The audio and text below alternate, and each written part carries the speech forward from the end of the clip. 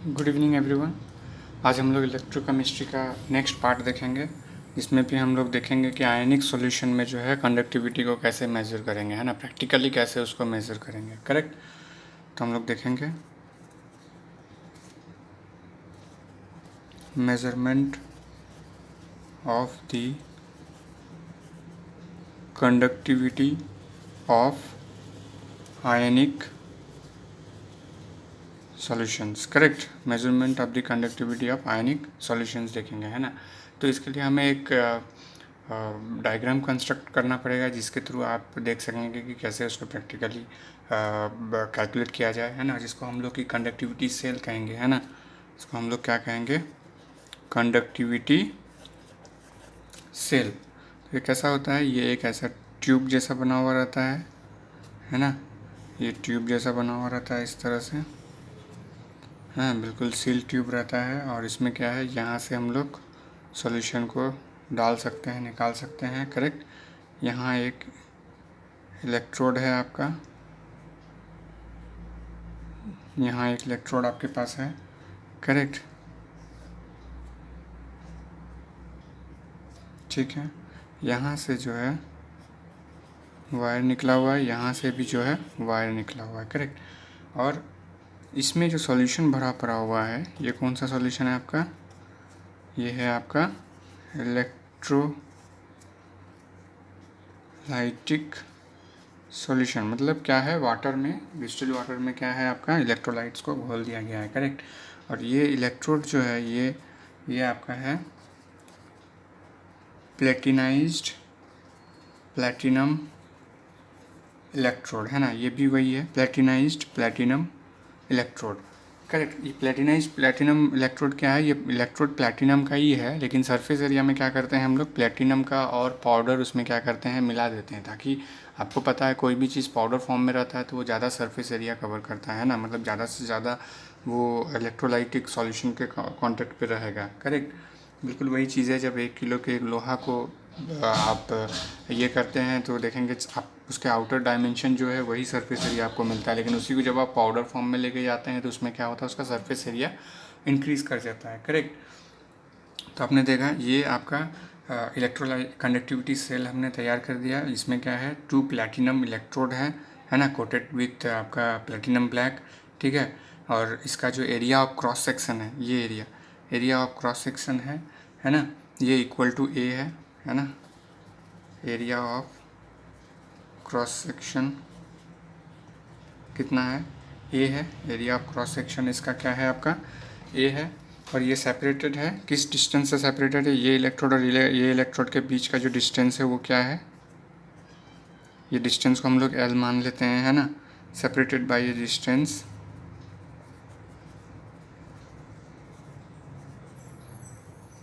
Electrode, है ना, electrode separated by distance L. ठीक है।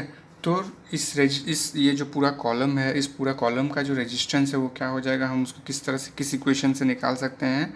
तो हम जो रेजिस्टेंस है, रेजिस्टेंस ऑफ सच सिस्टम, है ना, क्या हो जाएगा आपका, इस इक्वेशन से निकाल सकते हैं, R equal to rho L by A, है ना। अब यहाँ पर हम क्या कर सकते हैं, इसको अगर हम और तोड़ेंगे, रो का अगर उल्टा, अगर हम इसको कंडक्टिविटी के फॉर्म में लेके आएंगे तो एल और रो होता है 1/k कंडक्टिविटी, है ना। तो कंडक्टिविटी ए, ये फॉर्मूला में आया क्या, है ना।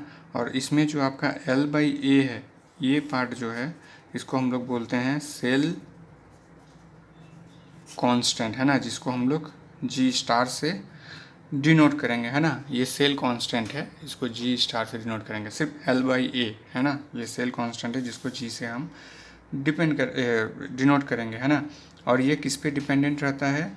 ये डिपेंडेंट रहता है आपका, ये जो सेल कांस्टेंट है आपको देख के ही लग रहा है किस पे डिपेंडेंट है, length between the electrode and area of cross section, है ना। जो ये सेल कांस्टेंट है वो डिपेंडेंट है length between the electrodes and area of cross section, है ना। तो इसके ये में डिपेंडेंट है। ठीक है।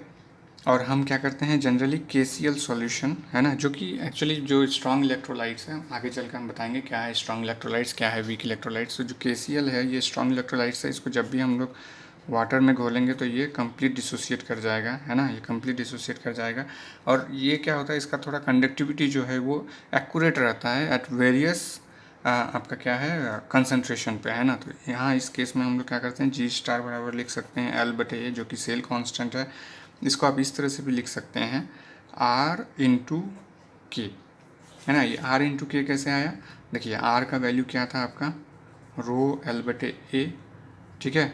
और आपका इसको जब आप के से मल्टीप्लाई कर देंगे, है ना, यहाँ भी, और के से मल्टीप्लाई अगर आप यहाँ करेंगे, मुझे ये वैल्यू निकालना है, तो यहाँ पर हो गया आर इंटू के, मुझे ये वैल्यू निकालना है ना, मतलब यहाँ से इसको मल्टीप्लाई करके ये वैल्यू, दोनों तरफ के से मल्टीप्लाई कर दिया आपने। पहले आर बराबर रो एल बाई ए होता है, आपको मालूम है ये फॉर्मूला होता है। अब क्या करेंगे, दोनों साइड के से मल्टीप्लाई कर दिए, करेक्ट। तो ये आर के हो गया इक्वल टू, यहाँ रो को आप 1/k कर दीजिए, एल बटे ए गुना के, है ना, के और के कट जाएगा, तो आपका क्या आ गया आर के, सॉरी हाँ, आर के क्या आ जाएगा, आर के इक्वल टू आपका एल बटे ए, ये आ गया। तो ये आपका सेल कांस्टेंट, या तो सेल कांस्टेंट आप एल बटे ए को कह सकते हैं, या रेजिस्टेंस इनटू कंडक्टिविटी जो है वह कंडक्टिविटी को आप कह सकते हैं, है ना। तो इसी तरह से ये आप कंस्ट्रक्ट करते हैं, है ना। तो ये कंस्ट्रक्ट करने के बाद आप क्या करेंगे, अब आपको रेजिस्टेंस मेज़र करना पड़ेगा, है ना। तो रेजिस्टेंस मेज़र करने के लिए देखते हैं कैसे मेज़र करेंगे रेजिस्टेंस को।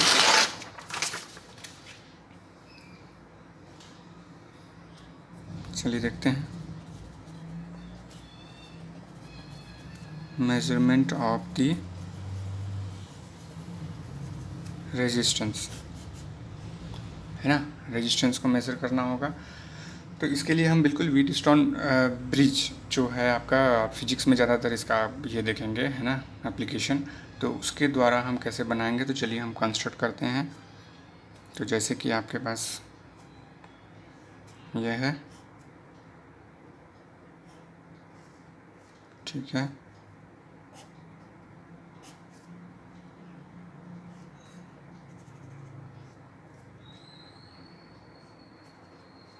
ठीक है, ये डिटेक्टर है, करेक्ट, ये मैंने कनेक्ट कर दिया। ये वेरीज है, यहाँ पर हम रेजिस्टेंस को एडजस्ट कर सकते हैं ना। ये की है, इसको R1 मान लेते हैं। और ये क्या है आपका इलेक्ट्रोलाइटिक सॉल्यूशन है, जिसका जो आपका लेंथ जो है आपका L है, और area of cross section A है ना। तो जिसको हम लोग क्या करेंगे कंडक्टिविटी सेल कहेंगे, है ना। ये R4 है और ये R3 है, ये सब नोन है। और ये डिटेक्टर है, और डिटेक्टर, इसको हम डिटेक्टर लिख देते हैं, ठीक है। और ये O क्या है, यहाँ से हम लोग रिजोनेंस देते हैं, है ना। और फिर देखते हैं कि क्या वैल्यू आ रहा है इसका R2 का। ये हमें रेजिस्टेंस पता है, यहाँ पे जो दे रहे हैं वो भी वैल्यू पता है हमें। तो हम देखते हैं कि यहाँ से जो पास हो रहा है उसका रेजिस्टेंस क्या है, ठीक है। तो यहाँ पर हम लोग देखेंगे, यहाँ पर 2 रेजिस्टेंसेस है, क्या क्या है आपका R2 एंड R3, है ना, R2 एंड R3 है, ठीक है, एंड R3 एंड R4, है ना। R2, R3 and R4 variable resistance है, जिसमें R1 वेरिएबल है, एंड द कंडक्टिविटी सेल, है ना, जिसमें R2 ये आपका अननोन है, ये अननोन रेजिस्टेंस है, ठीक है। ये और ये जो है आपका नोन है, और ये है आपका वेरिएबल। इस रेजिस्टेंस को आप वेरिएबल है, इसमें आप देख सकते हैं, मतलब कि एडजस्ट कर सकते हैं उस रेजिस्टेंस को, ठीक है। और इसको हम जो है AC पावर यहाँ से देते हैं, है ना। और इसको डिटेक्ट करने के लिए हम P को रखें यहाँ पर। तो अननोन रेजिस्टेंस कैसे निकलेगा हमारा, क्या हो जाएगा अननोन रेजिस्टेंस का फॉर्मूला, आप ये चीज़ फिजिक्स में ज़्यादा अच्छे से भी देख सकते हैं, है ना। अननोन रेजिस्टेंस R2 कैसे निकालेंगे, R1 R4 divided by R3, R1 R4 दोनों को मल्टीप्लाई कीजिए, डिवाइडेड बाई R3 कीजिए, ये वैल्यू आ जाएगा, है ना, ये वैल्यू, करेक्ट, ठीक है। अब जो है आपका सेल कांस्टेंट आपको पता है ना, जो L/A है, ठीक है, उस वैल्यू को हम लोग यहाँ पर पुट करेंगे और देखेंगे, है ना। सो अब हम क्या करेंगे, आपके पास सेल कांस्टेंट है जी स्टार, रेजिस्टेंस जो है आपका पता चल गया आपको क्या है, तो आप कंडक्टिविटी जो है सॉल्यूशन का कैसे निकालेंगे। रेजिस्टेंस इससे निकाला ना आपने, ये R2 है ना, उस कंडक्टिविटी सेल का रेजिस्टेंस निकाला, सेल कांस्टेंट आपके पास है, मतलब L फिक्स रहेगा, यदि आप क्रॉस सेक्शन भी फिक्स रहेगा, और रेजिस्टेंस भी आपका जब ये तीनों नोन है और कितना एसी पावर आपने यहाँ कितना रेजोनेंस दिया, उससे आप यहाँ पे R2 को निकाल सकते हैं। तो ये सब जब पता है तो आप कंडक्टिविटी ऑफ सॉल्यूशन भी निकाल सकते हैं, है ना। कंडक्टिविटी ऑफ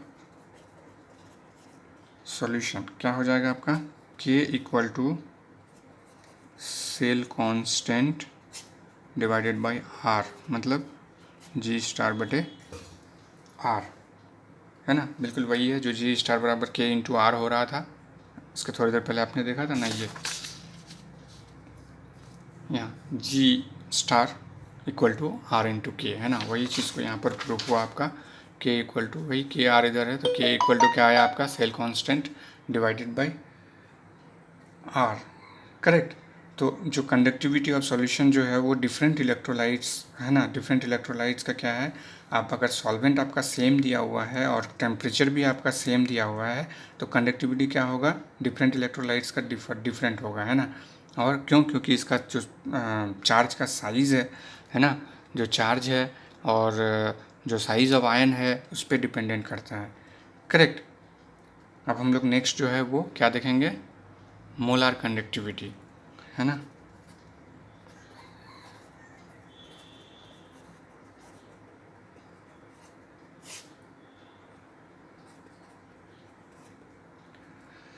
मोलार कंडक्टिविटी देखेंगे, है ना।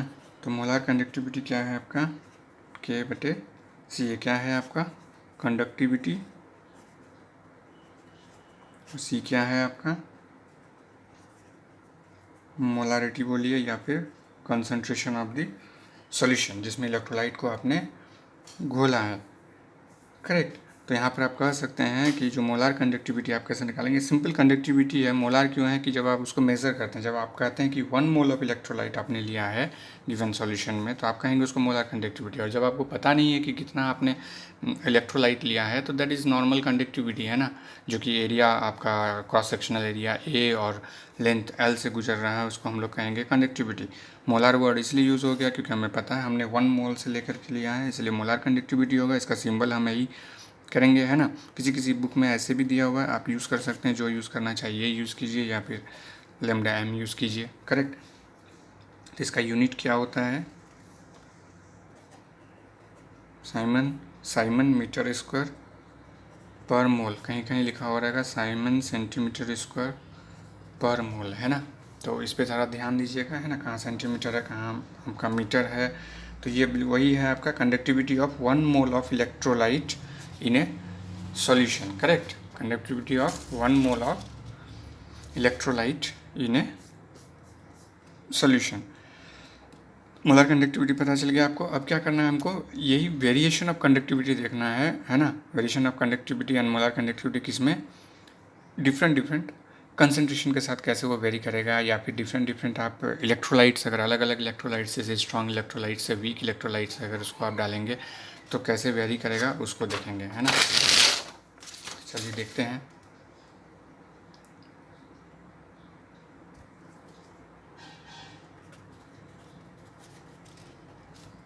Variation of conductivity and molar conductivity with concentration, ठीक है। Variation of conductivity and molar conductivity with concentration, इसको देखेंगे।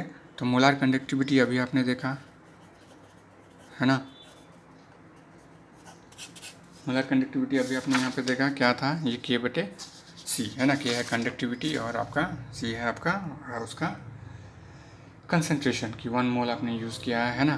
तो हम यहाँ पर क्या करेंगे, इसको और तोड़ते हैं इस फॉर्मूला को ताकि इजीली ला सकें। K है ना कंडक्टिविटी A बटे L, है ना। तो ये आपका जो है नॉर्मल कंडक्टिविटी का फॉर्मूला आया था, ये A/L, करेक्ट। अब यहाँ पर जो है हम क्या करेंगे, हमें पता है कि क्या है, सिंस L बराबर 1 हमें मालूम है कि 1 मीटर लिया है हमने, एंड ए एरिया क्या है, यहाँ पर वॉल्यूम है, करेक्ट। तो यहाँ लेमडा एम क्या हो जाएगा आपका, K इंटू वी, ठीक है। क्या हो गया ये आपका K इंटू वी, ठीक है। तो हमने क्या देखा, lambda M equal to K into V हो गया, है ना। और एक चीज़ है जैसे कि मोलार कंडक्टिविटी क्या होता है आपका, इंक्रीज करता है विथ डिक्रीज इन कंसंट्रेशन। अगर कंसंट्रेशन डिक्रीज कर रहा है तो मोलार कंडक्टिविटी इंक्रीज करेगा, लेकिन हम यहाँ मोलार कंडक्टिविटी बात कर रहे हैं तो हमारे पास क्या है, 1 मोल का हमने लिया हुआ है कि हमारा इलेक्ट्रोलाइट जो है वो 1 मोल ही रहेगा। तो हम क्या करेंगे, वॉल्यूम ऑफ सॉल्यूशन क्या करेंगे, इंक्रीज़ करेंगे, है ना। वॉल्यूम ऑफ सॉल्यूशन को सिर्फ इंक्रीज़ करेंगे, लेकिन मोल जो है 1 मोल ही रखेंगे, है ना, 1 मोल रखेंगे। लेकिन जैसे ही सॉल्यूशन का वॉल्यूम को इंक्रीज़ कर देंगे तो क्या होगा, अब 1 मोल इलेक्ट्रोलाइट ही आपका क्या होगा, ज़्यादा से ज़्यादा स्पेस को ऑक्यूपाई करेगा, मतलब एक आयन दूसरे आयन से ज़्यादा दूरी बना लेगा, है ना। ज़्यादा दूरी बना लेगा तो क्या होगा, उसको फ्रीली मूवमेंट मिलेगा, कोई रेजिस्टेंस नहीं मिलेगा एक दूसरे को ये करने के बाद, है ना, क्लबिंग नहीं करेगा वो। तो जिसके कारण क्या होगा, आपका कंडक्टिविटी भी बढ़ जाएगा, है ना।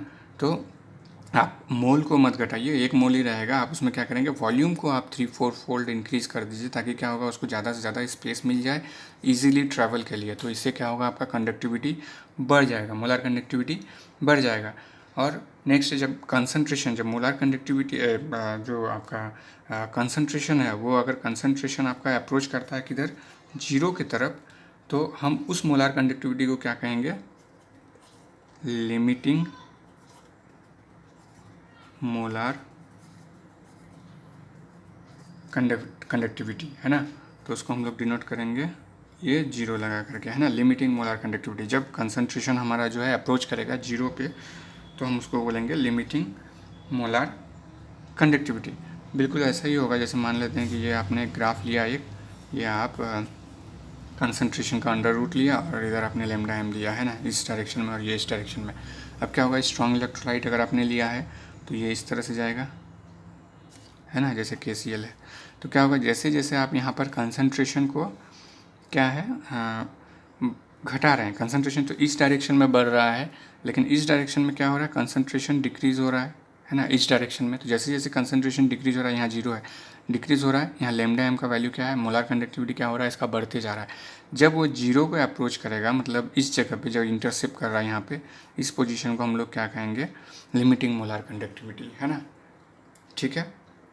तो यही चीज़ यहाँ पे कह रहा है कि कंसंट्रेशन जब 0 की ओर अप्रोच करेगा तो उस जगह को हम लोग कहेंगे लिमिटिंग मोलर कंडक्टिविटी, मतलब इससे और ज़्यादा आपका कंडक्टिविटी क्या होगा, इंक्रीज़ नहीं होगा, यहीं तक लिमिट है कंडक्टिविटी, इसके बाद इंक्रीज़ नहीं होगा। लेकिन आप देखेंगे वीक इलेक्ट्रोलाइट के केस में ये बिल्कुल अलग हो जाता है, वो कुछ इस तरह से ग्राफ को फॉर्म करता है ना, वो उस जगह पे देखेंगे जब आएगा, है ना, इधर कंसंट्रेशन है, इधर मोलार कंडक्टिविटी है, ये इस साइड बढ़ेगा इस साइड घटेगा, तो कैसे होगा, ये इस तरह से आता है ग्राफ, है ना, जैसे एसिटिक एसिड हो गया आपका। इसमें क्या होगा, ये कभी भी जो है आपका lambda M 0 limiting molar conductivity को रीच नहीं करेगा। मतलब ये क्या करेगा, ये इसको डाइल्यूट करते जाइए, करते जाइए, 0 तो नहीं पहुंचेगा। इन्फिनाइट डाइल्यूशन में अगर वो चला जाता है तो आप देखेंगे कि वो लेमडा एम को रीच करेगा, क्योंकि हमें हमारे लिमिट में तो पता नहीं चल रहा है कि ये लेमडा नॉट एम मतलब लिमिटिंग मोलार कंडक्टिविटी कब मिलेगा, लेकिन हो सकता है कि इन्फिनाइट डाइल्यूशन में ये आपको मिल जाए उस जगह में, लेकिन उस जगह में उसका वैल्यू इतना ही कम हो जाता है कंडक्टिविटी की, हमको मेजरमेंट जो है उतना एक्यूरेट नहीं आ पाता है, इसलिए हम उसमें मेज़र नहीं करते, करेक्ट।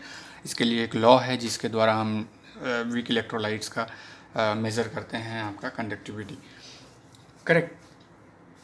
सो अब हम लोग क्या करेंगे, स्ट्रॉन्ग इलेक्ट्रोलाइट्स देखेंगे, है ना।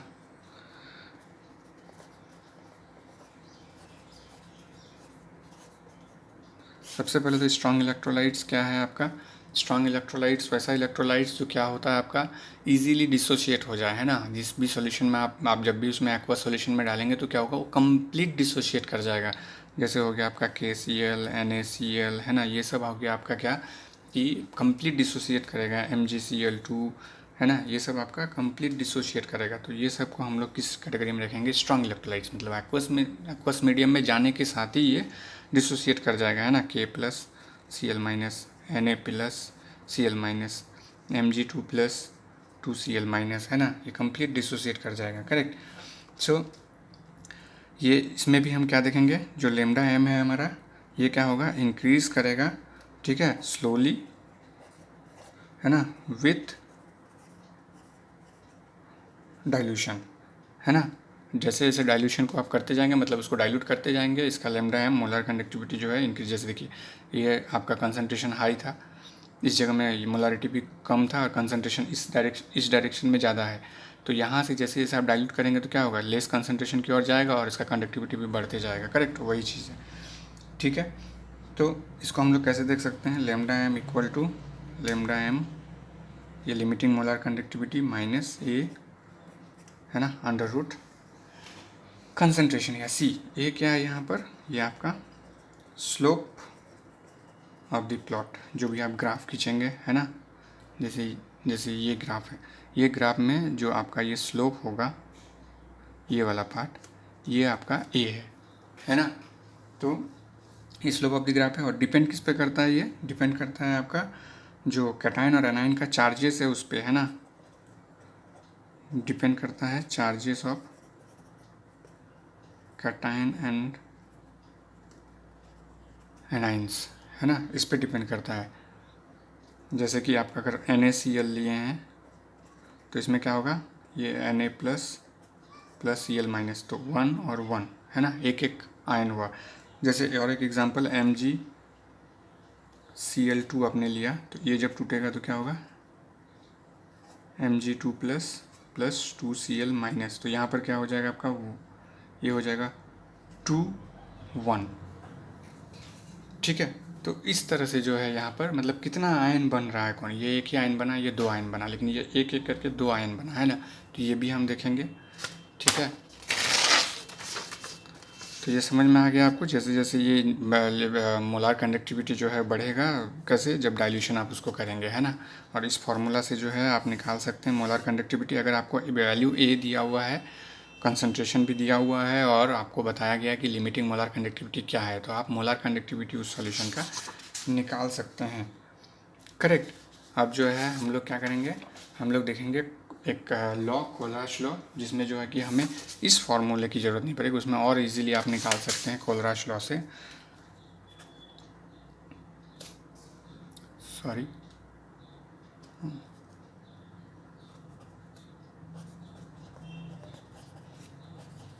Kohlrausch law of independent migration of ions, ठीक है।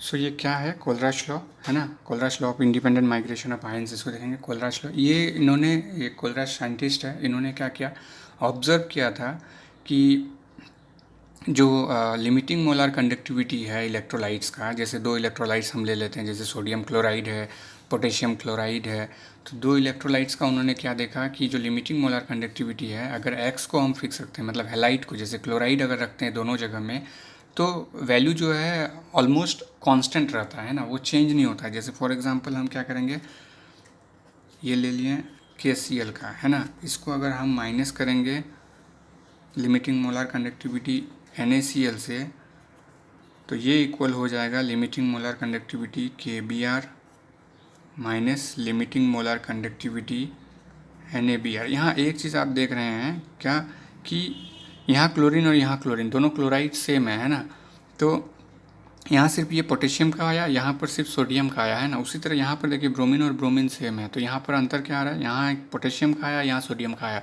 मतलब कुल मिला करके यहाँ क्लोराइड और क्लोराइड ख़त्म हो जा रहा है, यहाँ ब्रोमाइड और ब्रोमाइड का जो इंडिपेंडेंट चार्ज है वो ख़त्म हो जा रहा है, लेकिन सोडियम और पोटेशियम का बच रहा है ना। यही इसमें कहना चाह रहा है ये इंडिपेंडेंट माइग्रेशन ऑफ आयंस में।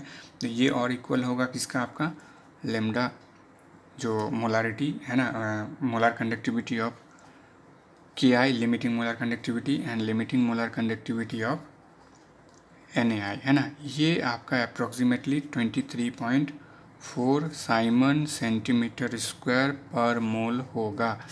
चाहे आप ये दोनों को माइनस कीजिए या आप ये दोनों को माइनस कीजिए या ये दोनों को माइनस कीजिए, आपका वैल्यू कितना आएगा 23.4 साइमन सेंटीमीटर स्क्वायर पर मोल ही आएगा। करेक्ट। सो वही कहना है कि यहाँ पर देखिए कॉमन क्या है, क्लोरीन कॉमन है, तो दोनों आयन अगर हम इसको तोड़ेंगे, इस चीज़ को अगर हम तोड़ेंगे तो किस तरह से आएगा ये limiting molar conductivity K plus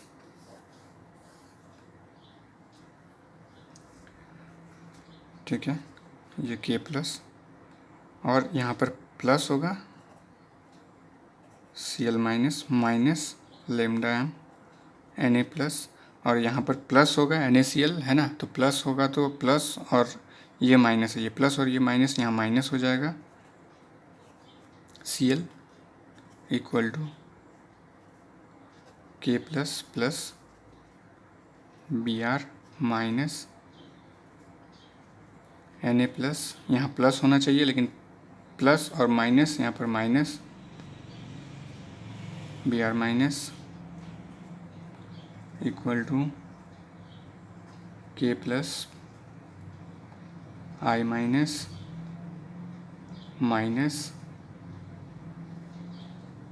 Na plus, यहाँ प्लस और माइनस माइनस हो जाएगा I माइनस। अब देखिए क्या क्या कट जा रहा है, यहाँ ये और ये नहीं कटेगा, ये और ये कट गया, है ना। दोनों सेम वैल्यू है लेकिन एक प्लस और एक माइनस है। यहाँ पर भी वही है, ये कट गया, यहाँ पर भी ये कट गया। आया क्या आपके पास, बचा क्या, K plus minus Na plus equal to, देखिए हर जगह एक ही चीज़ बचेगा, K plus Na plus K plus Na plus equal to वही आपका वैल्यू आया 23.4 साइमन सेंटीमीटर स्क्वायर पर मोल, यही वैल्यू आया, है ना। अगर इस इक्वेशन को जो उन्होंने दिया है कोलराज, जिस चीज़ को उन्होंने ऑब्जर्व किया है, अगर उसको आप तोड़ेंगे, आप अगर उसको इक्वेशन में इसको तोड़ दिए, ये वाला पार्ट को तोड़े यहाँ पे, ये वाला पार्ट को तोड़े यहाँ पे, ये वाला पार्ट को यहाँ, इसको इस जगह में और इसको इस जगह में तोड़ें, तो उसके बाद जब आप माइनस करते हैं सब चीज़ को, तो आप देखिए हर जगह क्या बच रहा है, आप देख रहे हैं इंडिपेंडेंट माइग्रेशन जो है पोटेशियम प्लस और इसका माइग्रेशन सोडियम प्लस, है ना। पोटेशियम से सोडियम को ही माइनस किया यहाँ पर भी, है ना। यहाँ पर भी आपका क्या है, पोटेशियम आयन से सोडियम आयन को माइनस किया, यहाँ भी पोटेशियम आयन से सोडियम आयन को माइनस किया। तो ऑब्वियसली हर जगह अगर एक ही चीज़ माइनस हो रहा है तो यहाँ वैल्यू आपका माइनस होगा, है ना, माइनस। तो वैल्यू आपका क्या है, सेम ही आएगा, है ना। उसी तरह से अगर आप कटाइन को सेम रखते हैं और एनाइन का देखते हैं, तो उसमें भी देखिए क्या होगा आपका NaBr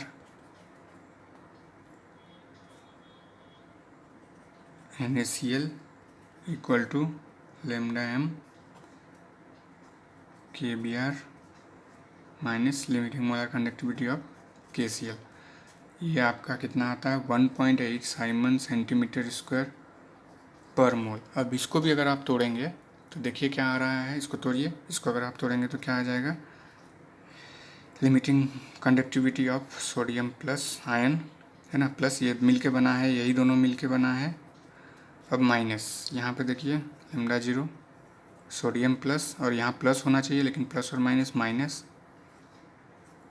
Cl minus equal to K plus plus Br minus minus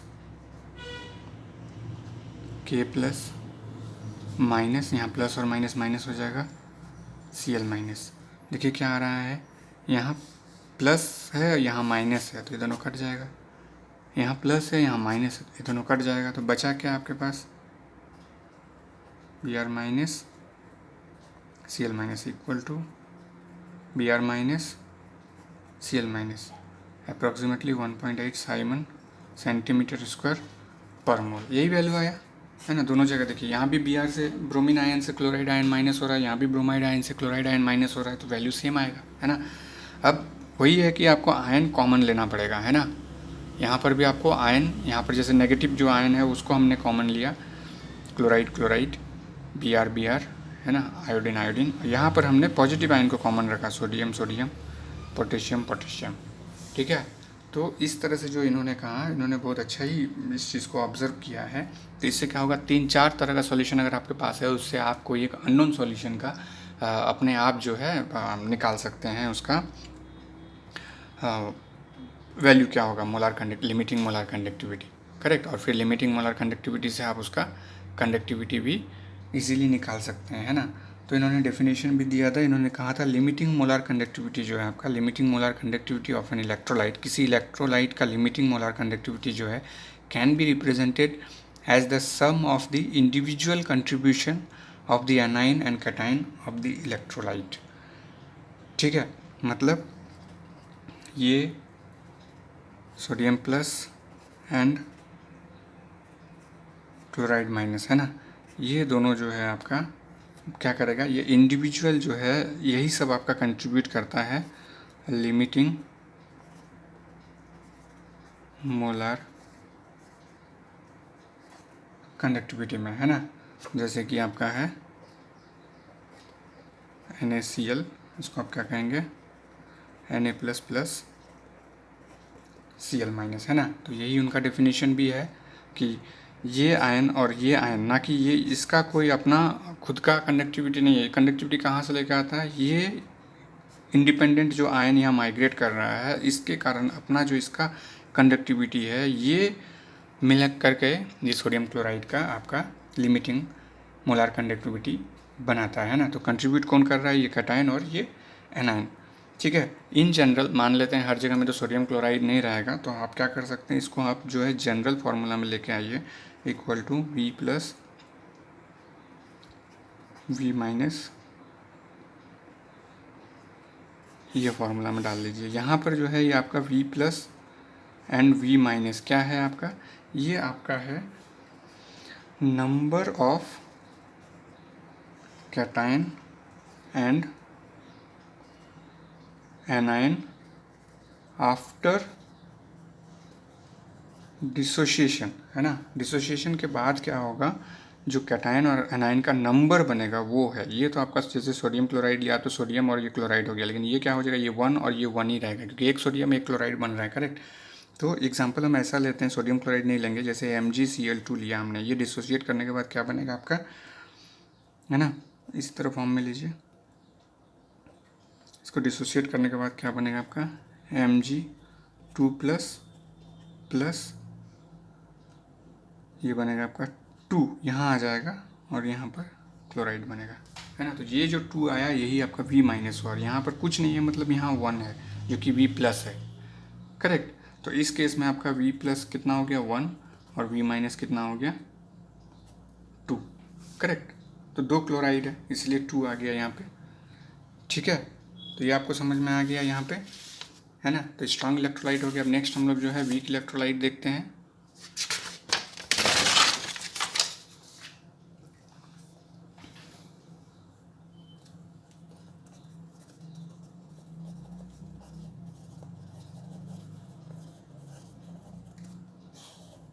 weak electrolyte जैसे एग्जांपल हो गया जो कि कंप्लीट डिसोसिएशन बहुत जल्दी ना हो, जैसे एसिटिक एसिड हो गया, है ना। सो ये सब जो है आपका वीक इलेक्ट्रोलाइट्स में आ जाता है ना। तो जैसे कि ये, ठीक है, ये लैम्डा एम इधर जाएगा,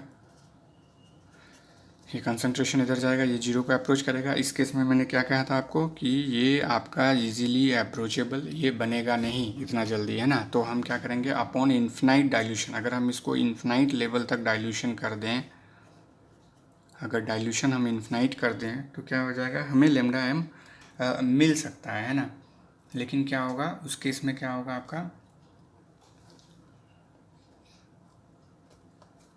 कि ये वैल्यू इतना ही कम देगा, है ना। कंसंट्रेशन इतना कम हो जाएगा तो क्या होगा आपका जो है कंडक्टिविटी को मेज़र नहीं कर पाएंगे ना, एक्यूरेटली उसको मेज़र नहीं कर पाएंगे। लेकिन उस केस में हम क्या कहेंगे, अल्फ़ा जो कि आपका डिसोसिएशन है उसको हम लोग 1 रखेंगे। 1 कब होता है, ये 1 तभी होता है जब ये कंप्लीट डिसोशिएट्स हो जाए, है ना, कंप्लीट डिसोशिएट्स हो जाए तो ही उसको हम लोग 1 बोलते हैं, अल्फ़ा इक्वल टू 1 बोलते हैं। अभी अल्फ़ा कैसा आएगा हम वो बताएंगे आपको, ठीक है। तो क्या होता है ये अपॉन डाइल्यूशन, यहाँ पर भी क्या होता है, जैसे जैसे आप इसको डाइल्यूट करेंगे तो क्या करेगा, इसका जो आपका लेमडा एम है ये क्या करेगा, आपका इंक्रीज़ करेगा, है ना। और देखिए जलता जा रहा है, आप डाइल्यूट कर रहे हैं, धीरे धीरे बढ़ रहा है, एक ऐसा समय आएगा जो कि कंसंट्रेशन नियर टू जीरो, है ना, near to zero but not zero. जब ये नियर टू जीरो रहेगा तो ये लेमडा एम क्या होगा, ये इंक्रीज़ करेगा लेकिन स्टीपली, मतलब अचानक से ये बढ़ जाएगा ऊपर, है ना, और बढ़ जाएगा और फिर धीरे धीरे इधर अप्रोच करेगा, है ना। मतलब आपको इजीली समझ में नहीं आएगा कि कब ये अप्रोच करके जो है lambda M limiting molar conductivity, इस लाइन को टच करने का मतलब है लिमिटिंग मोलार कंडक्टिविटी। तो इस लाइन को कब टच करेगा वो आप उसको डाइल्यूट करते जाएंगे, इसका मतलब हम इसको जो है हाइपोथेटिकली कह सकते हैं, जब हम इसको इन्फिनाइट डाइल्यूट करेंगे तब जो है हमें ये लिमिटिंग मोलार कंडक्टिविटी इसमें मिल सकता है, करेक्ट। लेकिन उस समय में क्या होगा, आपका कंसंट्रेशन इतना ही कम रहेगा कि हम कंडक्टिविटी मेज़र जो है उसका एक्यूरेटली नहीं कर पाएंगे, है ना। तो ठीक है, नहीं कर पाएंगे, लेकिन हम उस जगह पे क्या मिलेगा, हमें ये अल्फ़ा इक्वल टू 1 मिलेगा, ताकि मतलब कि जो ये मतलब ये अगर 1 आ रहा है मतलब ये कंप्लीट डिसोशिएट कर रहा है। हम मान के चलते हैं जब इन्फिनाइट डाइल्यूशन होगा तो ये कंप्लीट डिसोशिएट कर जाएगा, इसलिए उसने लिमिटिंग मोलार कंडक्टिविटी को रीच किया है। तो उस जगह में अगर आएगा तो alpha equal to molar conductivity divided by limiting molar conductivity, जब दोनों का वैल्यू समान होगा तभी ये वैल्यू 1 आएगा, है ना, समझ में आया, ठीक है। और ये लेमडा एम बढ़ते बढ़ते जाएगा, वही ना, इस लाइन को जब यहाँ टच करेगा तभी हम कहेंगे कि लेमडा एम इक्वल टू आपका लेमडा नॉट एम, मतलब कि जो लिमिटिंग मोलार कंडक्टिविटी के इक्वल आ गया, करेक्ट। अब जो है डिसोसिएशन कांस्टेंट कैसे है, अब इस चैप्टर में जो है ज़्यादा से ज़्यादा आपको फार्मूला बेस्ड प्रॉब्लम सब रहता है, उसको आपको ज़्यादा से ज़्यादा जो है इसमें सॉल्व करना है ना। डिसोसिएशन कांस्टेंट इसको आप निकालेंगे, इसको अभी अगर आप 11th क्लास के एनसीईआरटी में भी देखे होंगे, C alpha square 1 minus alpha. Alpha यहाँ पर क्या है, अगर आप कंप्लीट डिसोसिएट कर जाएगा तो यहाँ 1 बैठा देंगे आप, है ना। अदरवाइज़ आपका जो अगर कंसंट्रेशन कुछ दिया हुआ रहेगा तो उससे भी आप अल्फ़ा निकाल सकते हैं। अगर अल्फ़ा निकालने के लिए कहेगा तो आपको मोलार कंडक्टिविटी और लिमिटिंग मोलार कंडक्टिविटी दिया हुआ रहेगा, अल्फ़ा निकालने के बाद यहाँ बैठा देंगे, है ना। और यहाँ सी क्या है, आपका एक कंसंट्रेशन है ना, किस मोलार का आप कंसंट्रेशन लिए हैं वो दिया हुआ है ना, उससे बैठा करके आप ये फार्मूला से डिसोसिएशन कांस्टेंट निकाल सकते हैं। तो ये तो था कॉलरश लॉ स्ट्रॉन्ग इलेक्ट्रोलाइट्स के लिए और वीक इलेक्ट्रोलाइट्स के लिए, है ना। तो यही आपका एप्लीकेशन भी है, इसी को हम लोग एप्लीकेशन ऑफ कॉलरश लॉ में अगर पूछा जाएगा तो क्या कर सकते हैं, हम क्या कर सकते हैं, इससे कैलकुलेट कर सकते हैं लिमिटिंग मोलार कंडक्टिविटी, है ना, फॉर एनी इलेक्ट्रोलाइट्स, है ना, फ्रॉम द गिवन आयन, है ना, इंडिविजुअल आयन, ये इंडिविजुअल आयन का है, करेक्ट। फिर हम क्या कर सकते हैं, इससे हम इससे कैलकुलेट कर सकते हैं, क्या कैलकुलेट कर सकते हैं, डिसोसिएशन कांस्टेंट, जो कि के है ना। डिसोसिएशन कांस्टेंट को कैलकुलेट कर सकते हैं किसके लिए, तो वीक इलेक्ट्रोलाइट्स के लिए कैलकुलेट कर सकते हैं, ठीक है। तो अगर आपको ये वीडियो अच्छा लगा तो आप सब्सक्राइब कीजिए और लाइक करना नहीं भूलेंगे, है ना, और ज़्यादा से ज़्यादा इसको शेयर कीजिए। Thank you. कोई डाउट हो तो आप हमको पूछ सकते हैं कमेंट सेक्शन में, correct. Thank you very much for watching.